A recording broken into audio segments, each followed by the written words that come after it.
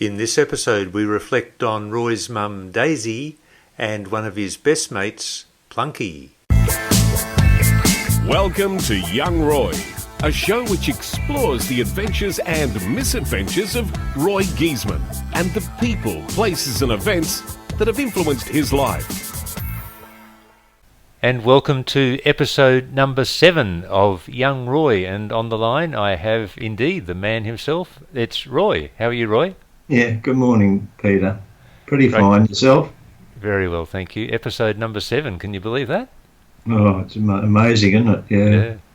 So, no, we're doing well, and I hope the people who are listening are enjoying it. And, we've got a lot of family history to get through and to share and to record, so that's excellent. And today is very important because we're going to share about your mum, Caroline Ethel, commonly known as... Daisy, Peter. Yeah. How do you get Daisy out of Caroline Ethel? Who knows? Perhaps she used to graze a lot in the paddock. And yeah. But I never heard her called anything else but Auntie Daisy, or in my case, of course, Mum. Right, yeah. No one I've ever heard utter the word, even her sisters and brothers, you know what I mean? Yep. Now, your mum, she was born in 1886, that's correct? Yeah, Peter, born at Mutterpilly. Mutterpilly. Yeah. Do you want to spell that? Yeah, Mutdapilly. And Mutterpilly is a township just out of Brisbane, about, 50 k's? Would be, Pete, yeah, on the road, on the Cunningham Highway. Yeah, just past Ipswich, heading towards sort of Warwick Way. And so it's a very small town, isn't it? Is there even a town? Or is it an area? There's a school, and a very important school, as we used to drive past, as we've driven past many times in the last few years, Peter. Peter, but do you notice in that area, I don't believe you could recollect any river in that area. Okay. So there'd be lots of gullies. Yeah. And I guess most of the farms would have a dam as well. But because of the gullies, they used to call them muddy gullies, and the local Aborigines used to call muddy gully Mutdapilly. Oh, okay. And that's how it's got its name. Yeah. There's a reason for everything. Yeah. There is in there. I'm pleased I've found that out. It's just that it's always amazed me about it. It seemed Aboriginal, but and it certainly is. And as I say, it's the way the local Aborigines in the area used to call Muddy Valley Mutdapilly. So, but that's sort of got an English derivation as well. So that's a sort of concoction of an English cross with Aboriginal name. Yeah. Peter, can I comment on the English then? Seeing you brought it up. It's just that I did give a book to most every member of my family a few years ago on the Solway family. Okay, yep, I remember that. Yeah, and it's called the Solway family from Middle Chinook to Mutdapilly. Now, Chinooks it's the Chinook Hills, rolling hills of Somerset in England. Oh, okay. And as a matter of interest, the foreword in that book,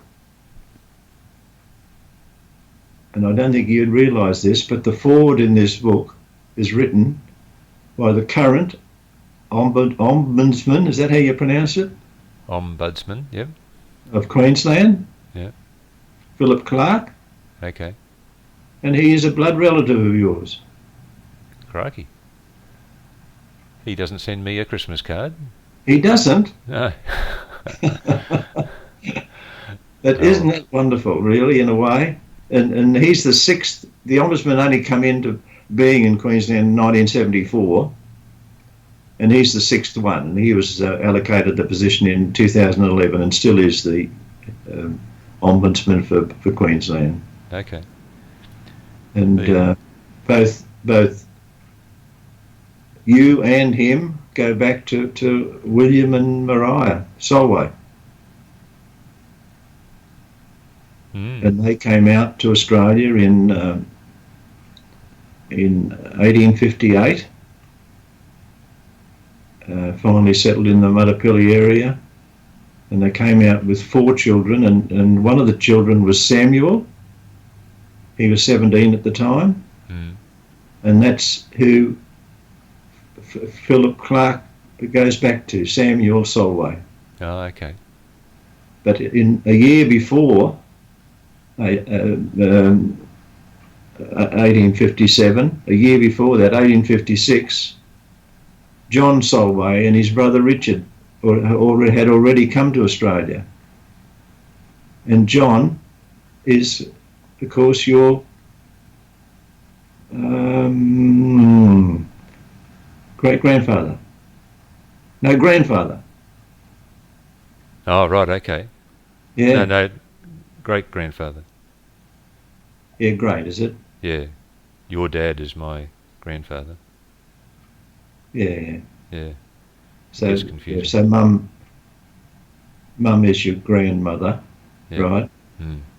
And mum's dad is John Solway,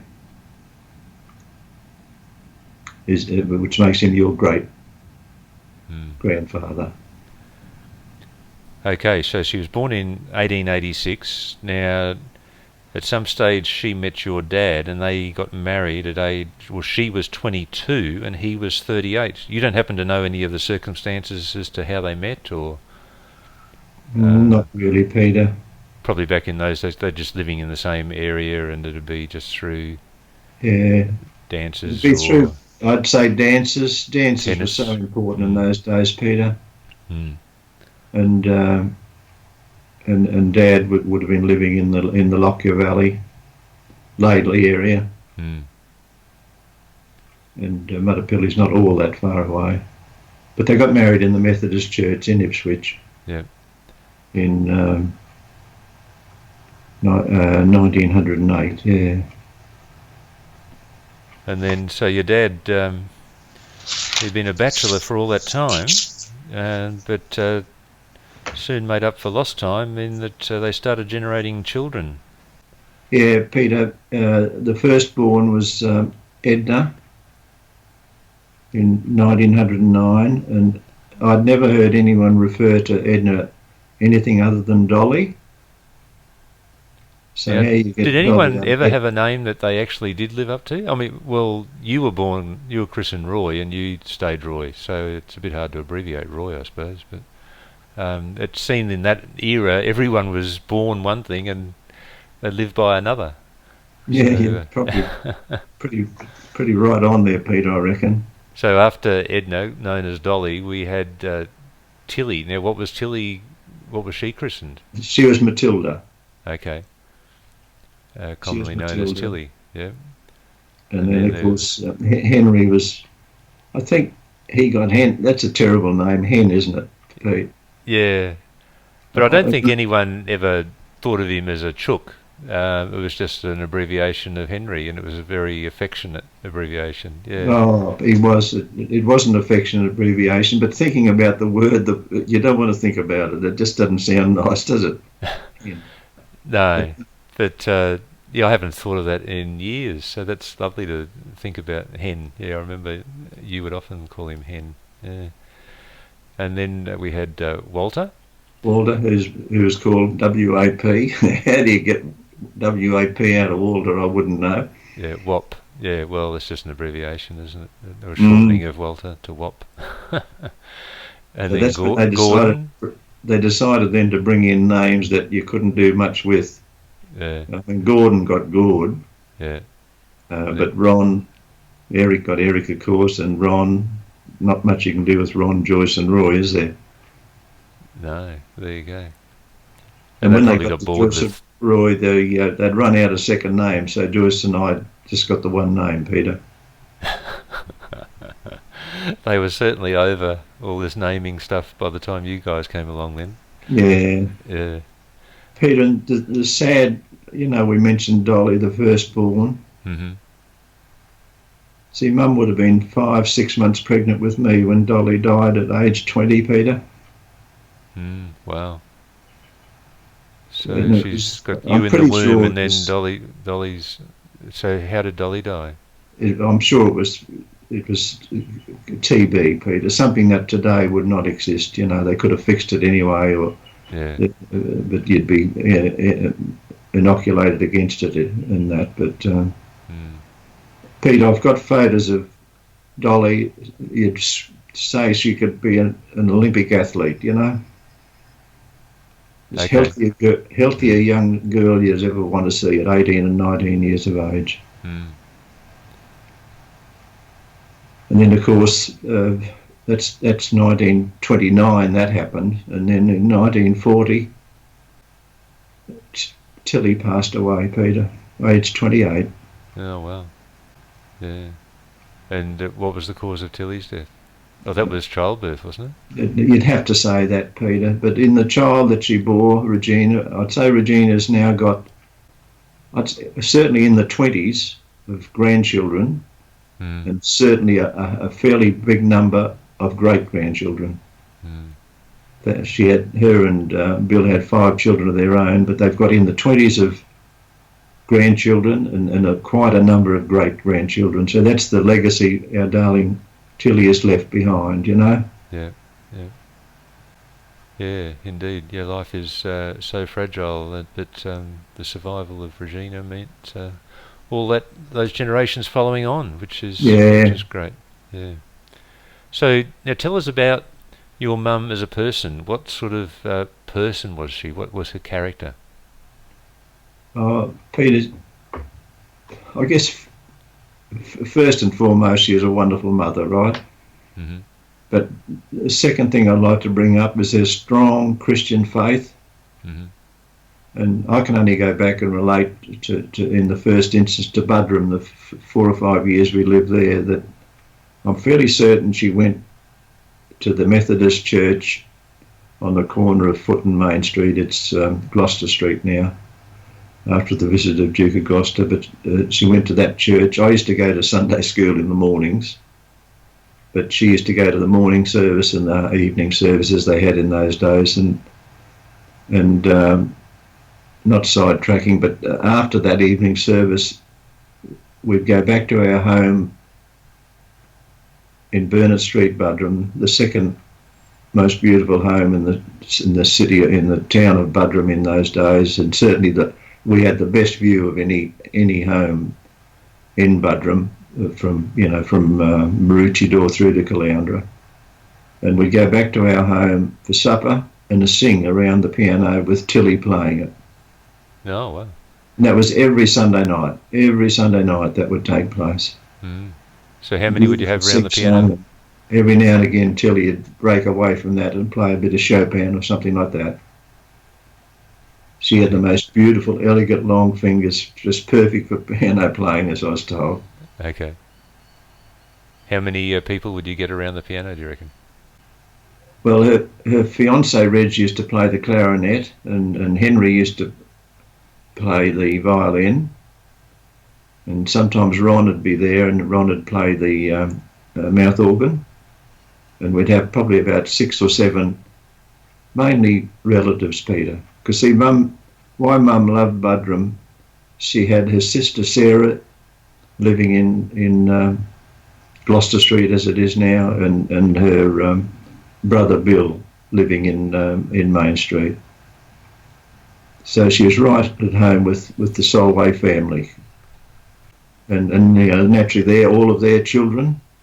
Okay, yeah. So there's a big Solway presence in Budrum, really big. No, that's great. So earliest memories of your mum? Well, she spoilt me, Peter, I can tell you that. She was cutting my lunch for school starting in 1935 at Budrum, and even right through till I'd say I was 24 years of age. Not while I was at grammar, of course, but up until I say 24 years of age, she'd still cut my lunch, Peter. Crikey. If you call that devotion? I reckon. Gee, you have indicated that you were spoilt, and that definitely indicates it. Yeah. She'd bring me a cup of tea in bed, even in my 20s. I still get a cup of early morning tea in bed when she'd get up to get Dad one, I guess. Mm-hmm. But no, and she was a true worker, Peter. But she was into her 50s, still, and had to take on milking cows night and morning because of the war years. Mm. And of course, times back then, like washing the clothes and linen and stuff like that, you just couldn't throw a load on the machine and go and do something else, could you? It's a very labour-intensive exercise. Yeah, the Dad used to help lift the clothes out of the boiler, Pete, out of the copper boiler. Yeah. So that was a big help, I'm sure. But no, she did so much washing. It was just, I can still see the clothesline always full of sheets. And, during the war years, our home at Jimboomba, I call it Jimboomba, Peter, because it was the only name you knew in those days, and that was our postal address, Jimboomba and everything. Of course, it's North Maclean now, but our home at Jimboomba, which had the name of Dungap, and it had 4 double bedrooms, a single bedroom, and a large sleep out, which had always a minimum of 3 beds in it. And there were many times when each one of those rooms had someone. Mm. And we'd have visitors from Brisbane. One of the, her 4 sons who were in the AIF would bring friends with them from the fellow soldiers. But she'd, on a wooden stove, she'd cook, roast meals for everyone. Just unbelievable when you think about it, isn't it? Oh, yeah. No, you couldn't. I mean, nowadays women can go to work, but back then you couldn't run a house and go to work because it was so labour intensive. We didn't have the machines that we have now to help do things. So yeah, and plus nowadays, we're lucky to have 2 children in a family, but back then to have it was just average to have 8 or 9 kids, wasn't it? Mm. Mm. Peter, on the 4, I mentioned she had 4 sons, not like, and I had 4 brothers in the AIF. Yep. After the war, Vince Gair, Gair, yep, he was the Premier of Queensland. And what a wonderful thing he did. He gave every mother a gold bar with a beautiful diamond encrusted into it for each son or daughter serving in the forces. So Mum had this beautiful gold bar with 4 diamonds, Peter. Yeah. Wasn't that a wonderful thing Vince Gair did? Yeah. Do you know if it's still in the family somewhere? You'd hope it would be in that trunk. I'd love to see it one day, Peter, up at Camp Mountain. I'd love to have a look at it one day if we can, if you wouldn't mind. Yeah. So, yeah, you'd think it'd be around somewhere, someone would be keeping it safe. Now, any other stories about your mum, Dad? Oh, just mainly she loved cards, Peter. That doesn't surprise, does it? There you go. It's in the genes. Yes. No, we used to play cards regularly, and certainly every Wednesday night when Walter would come up after work from the Murray Bacon Factory with his cheese and ham and all that stuff, and after dinner we'd always play bridge, Mm. Mum and myself and Dad and Wally. I call him Wally, by the way, Pete, because I didn't like the word wop. So you never called him Wop? Not to my knowledge, no.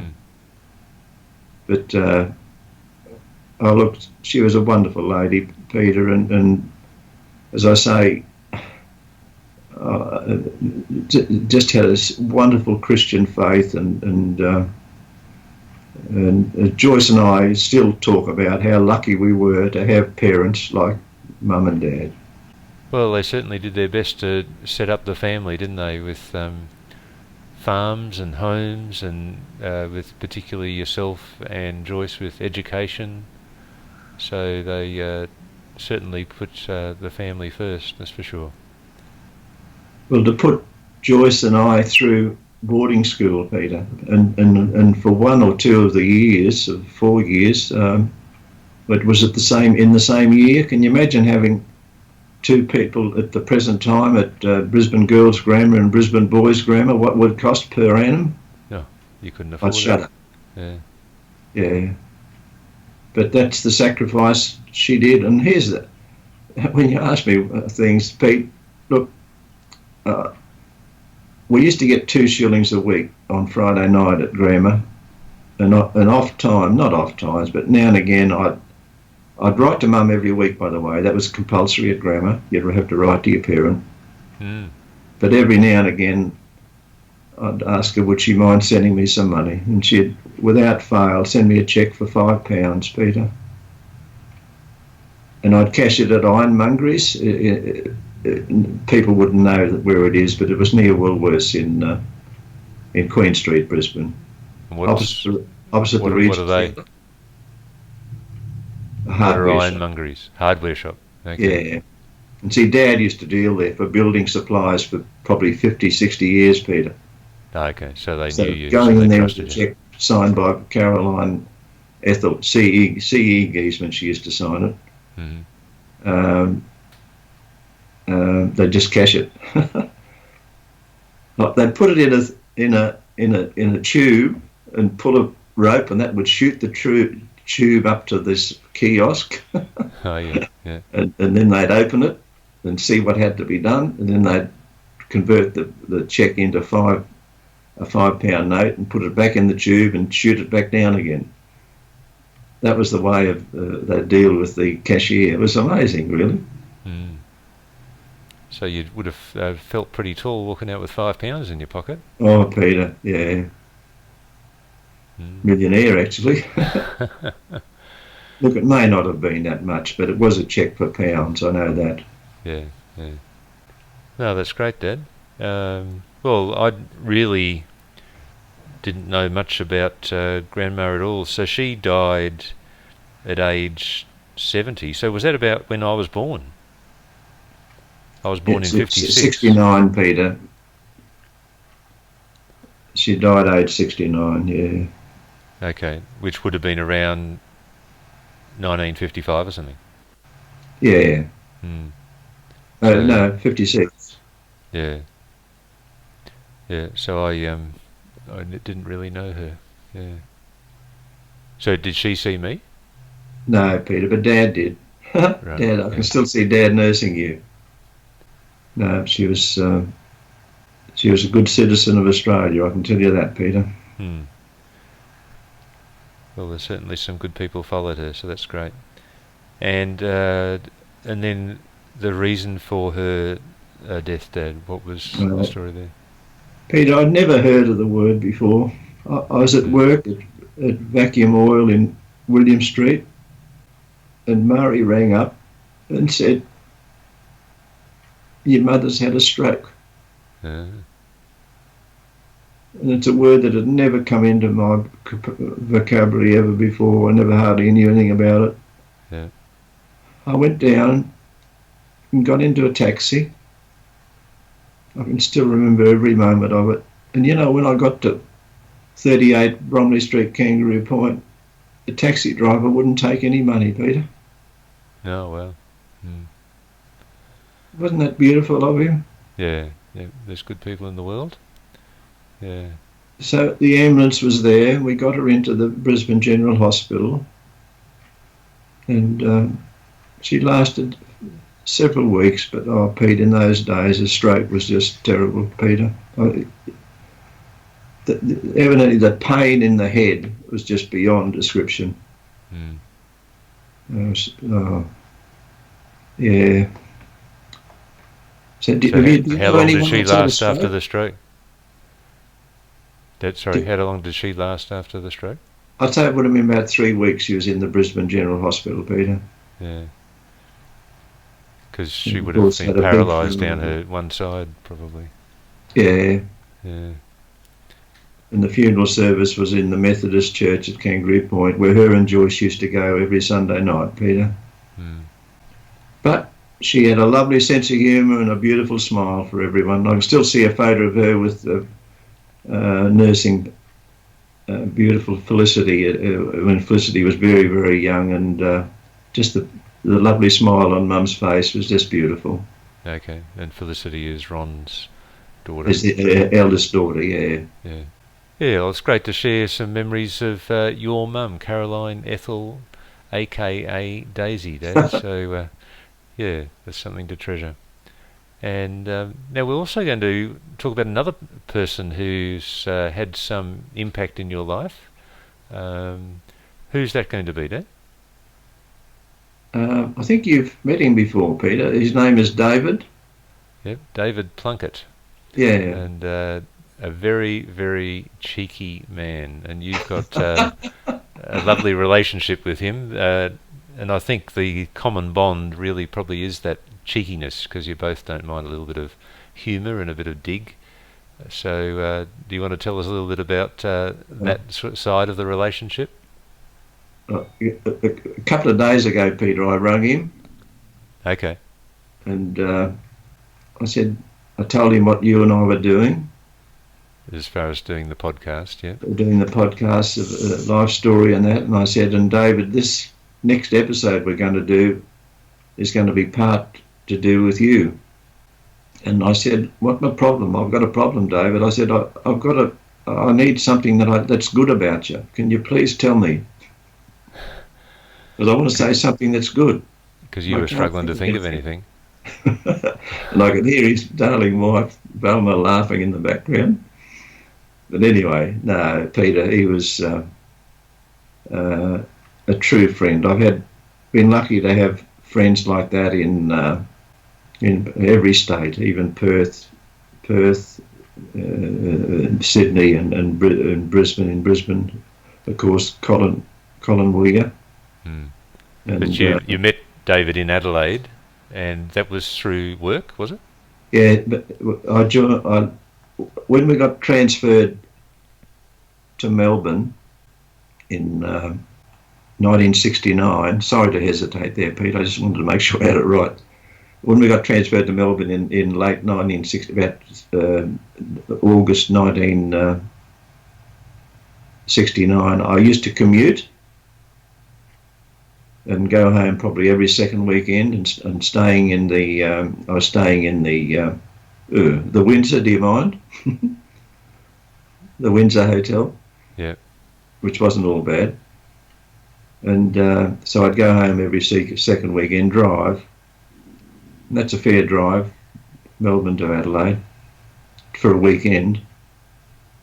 And after 3 or 4 months of doing that, I met a head of Kelvin, one of the heads of Kelvinator and Vacuum Oil Company Proprietary Limited. I met him at the Windsor Hotel many times because I knew a position was coming up with Wayne Pumps Australia Proprietary Limited, a fully owned subsidiary of Kelvinator, for someone interested in the oil industry, who was a member of the Institute of Engineers, which I'm proud to say I'm a life member now, Peter, and have been for a long time, and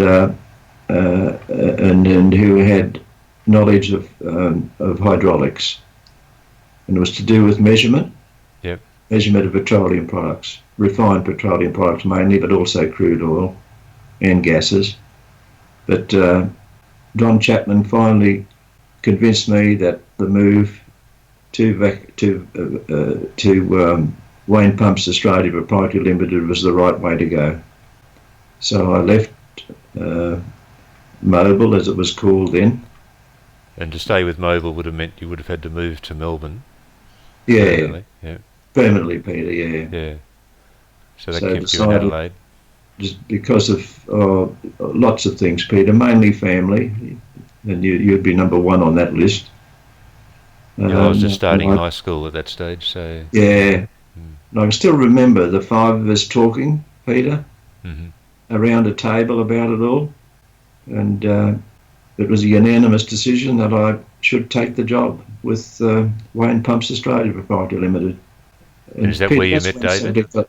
Sorry, Pete. Is that where you met David? And that's where I met David, yeah. Okay. In December 1969 it all started.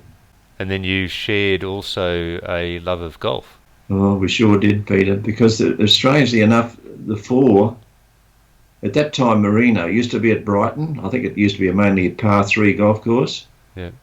But they moved to Marino down at Ranella. Mm-hmm. And four people, there's probably more, but there's four that I can readily remember is Stan Draper, David Pope, David Plunket and myself.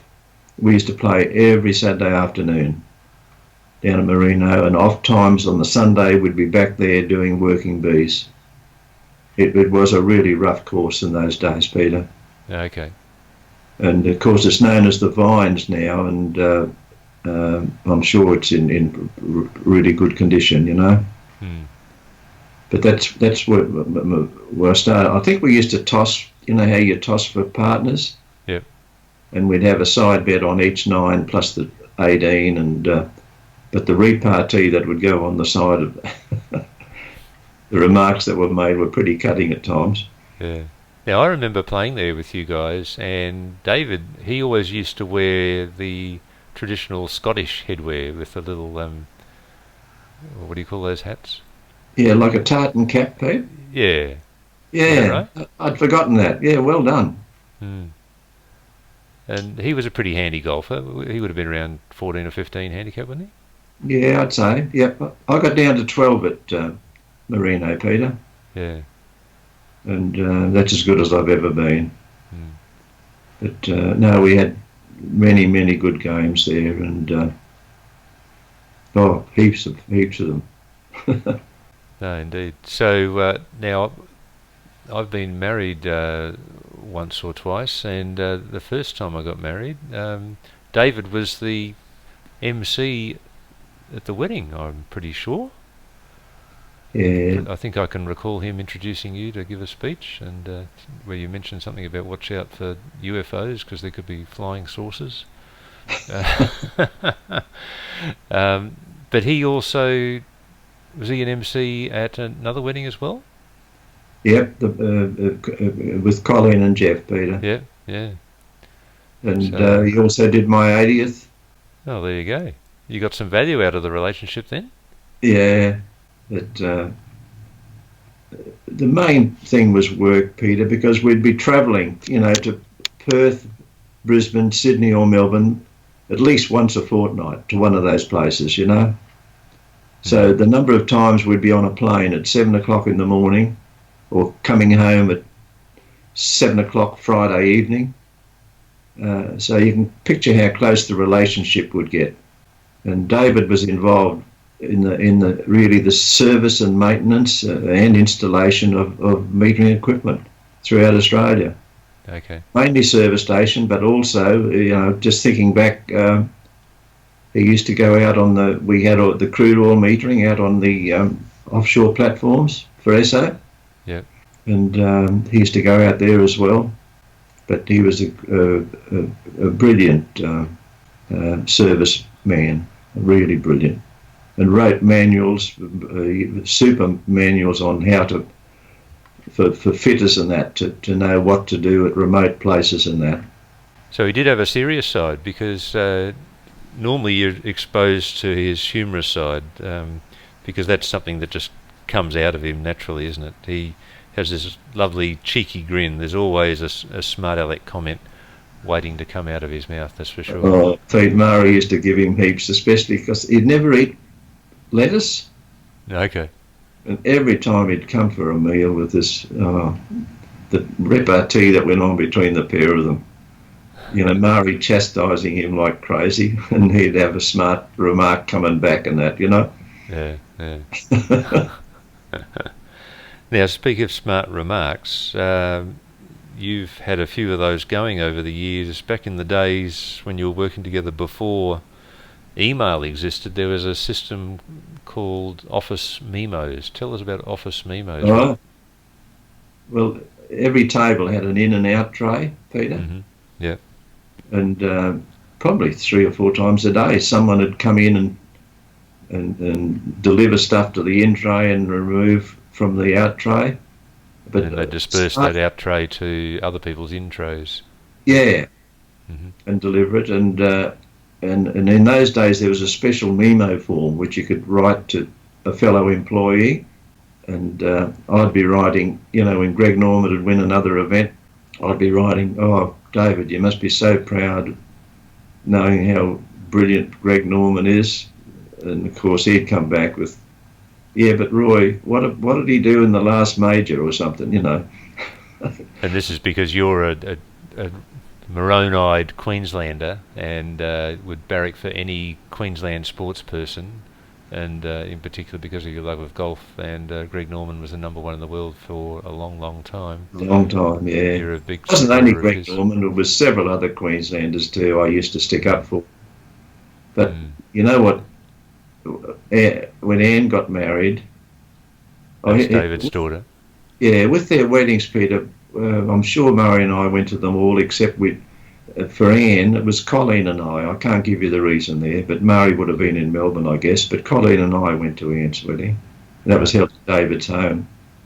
But Anne married from what state did Anne's husband come from? Oh, Queensland. How did this get through? His dad was a horse trainer, and now David visits her every year in Brisbane. And when Anne was teaching at high school at Rockhampton, he used to go to Rockhampton to play bowls and naturally to meet her, to see her and stay with her and that. But he also got involved in bowls. And now where does he go for 1 or 2 months every year to play bowls? Rockhampton. So I think he's become a half 50% Queenslander, Peter. Well, you might have had a bit of an influence there, Dad. Just, by osmosis over the years, he's just gradually realised that Queensland's not a bad place after all.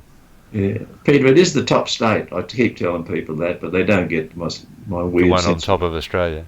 Yeah. Yeah. Well, Cape York's the furthest point north, isn't it? That's right, yeah.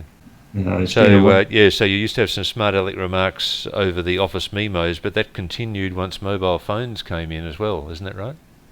Oh, yeah, with mobile phones as well, for sure. Because you're often texting each other little smart aleck one-liners. And something had come back smarter than the previous one. Yep. No, it's would certainly add a laugh to each of your days and keep you connected, and that's a great thing. Yeah, I think you were just speaking of David and golf. You were going to tell us something about a Lameroo golf trip. Oh, Pete, every year Lameroo had a golfing weekend. Now, Lameroo is a country town in South Australia. In north east Victoria.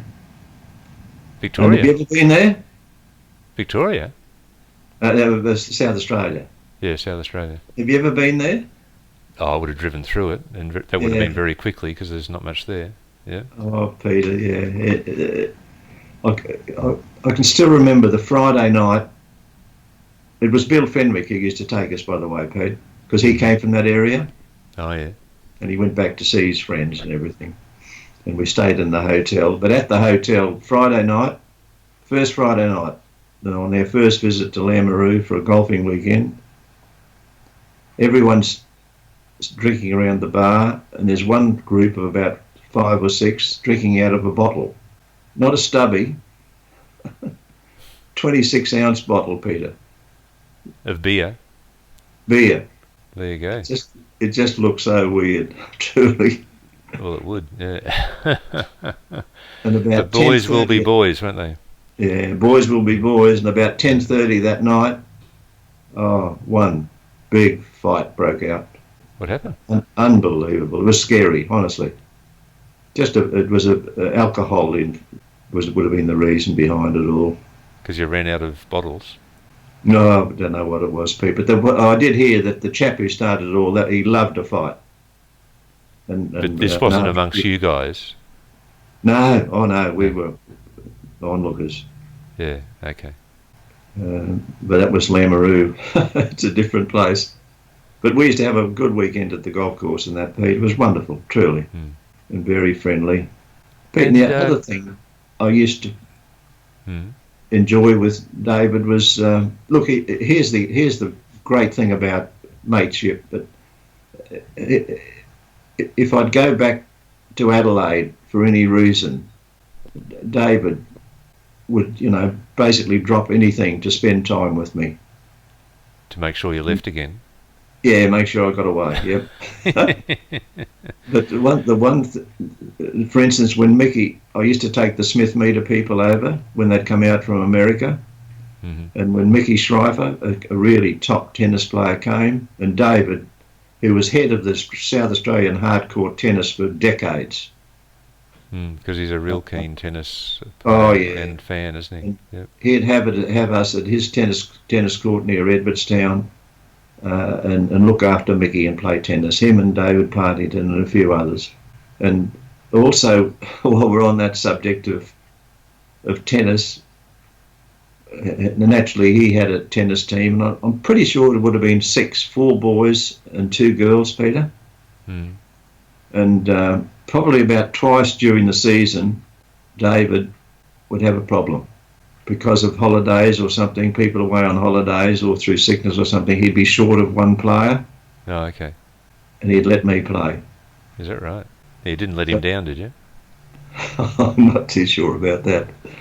But at the end of the year, when we'd have our dinner break up, we're all sitting around the table, and then David, he was a good speech maker, Pete, wasn't he? Really? Oh, he was, because he could inject humour, and he was natural. Oh, wonderful humour. So he'd get up and he'd talk about every member of the team. And then he'd come to, and Roy. And that was the end? I want to let you all know that every now and again, I was that hard up for a player. I searched and searched and searched, couldn't get anyone. So I got Roy to fill in. Oh, he really used to rub it in, Pete. He did the same thing every year. Yeah. No, he only did it because he knew you could take it. And it's the Aussie way, isn't it? The more you like someone, the more you ridicule them. So it's an Aussie way, isn't it? Yeah, and if you took everything David said about you to heart, you'd be in a mental asylum. And likewise, the other way around, I'm sure. So, but it's just a sign that he does really value your friendship and respects you. Yeah. But to pity it's not reciprocated, Dad. No, I'm sure it is. Oh, yeah. No, he's a true friend. Well, Peter Walsh is another wonderful friend in South Australia, Peter. Now, David would come to Melbourne every year for the Australian Open tennis, and he still does that, doesn't he? He still does, Peter, and he's going to come next January. Because of his association with the Hardcourt Association, president for years and years and that, he gets tickets here at Melbourne Park for the Australian Open. And him and David Partington, his very, very close friend David Partington, he used to be secretary of Santos at one stage, David. But they're a lovely couple, and you can't forget their names, Peter, because they're both Davids. Okay.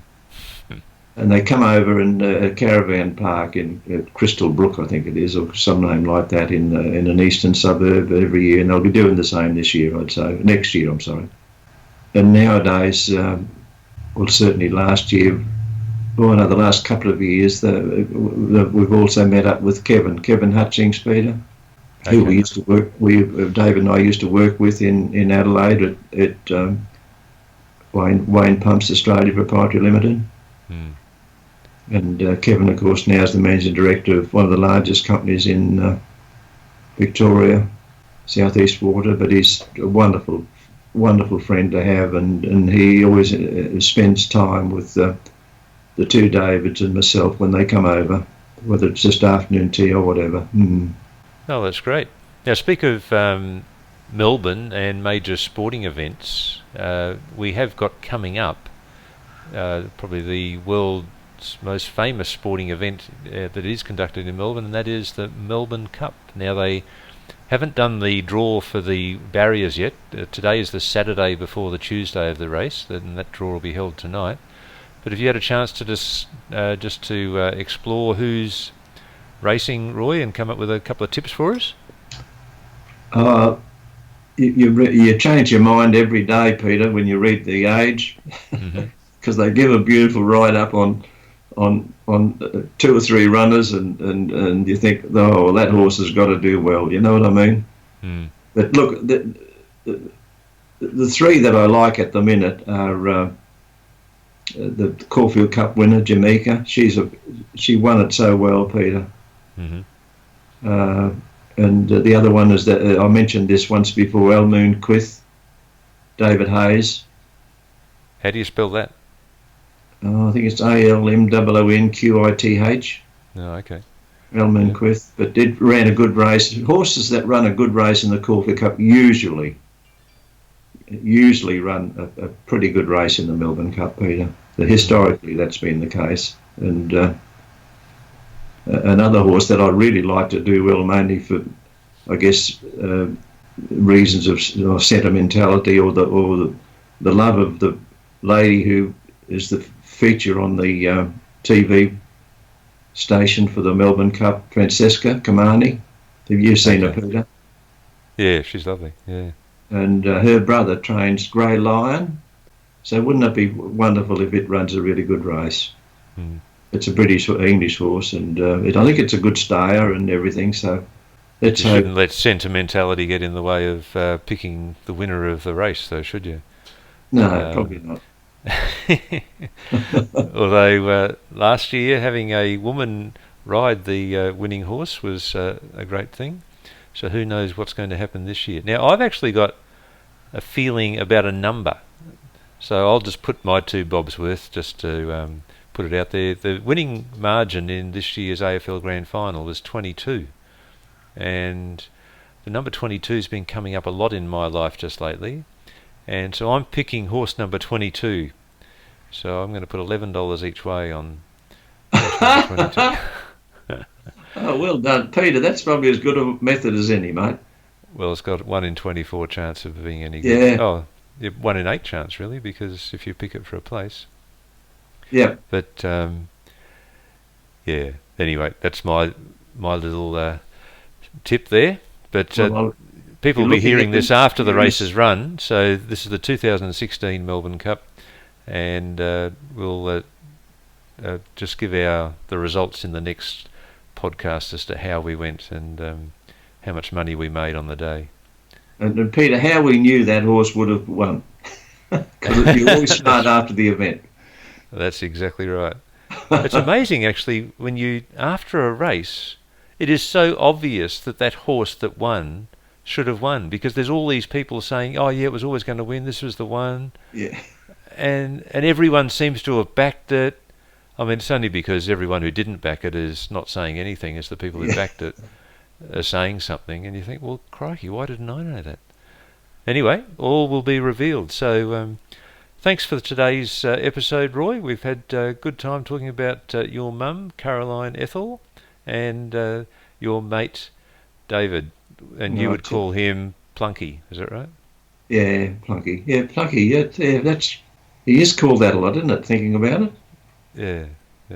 Yeah, good memories all round. So thanks very much for today's episode, and we'll see you next time, Roy. Thank you very much, Peter.